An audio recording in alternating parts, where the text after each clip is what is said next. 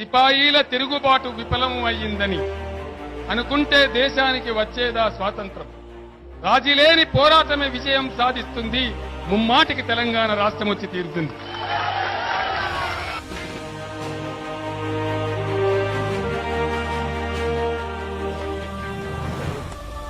సంస్కరణల పేరిట తెలంగాణ రైతాంగానికి, తెలంగాణ విద్యార్థికి, తెలంగాణ కార్మిక లోకానికి బిగించబడుతున్నటువంటి ఉరి తాళ్లు.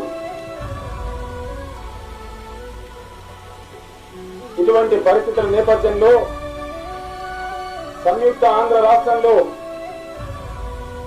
తెలంగాణ అభివృద్ధి సాధించేటటువంటి ఆస్కారం కనుచూపు మేరలో కూడా లేదనేటువంటి నిశ్చితాభిప్రాయానికి వచ్చి తెలంగాణ అభివృద్ధి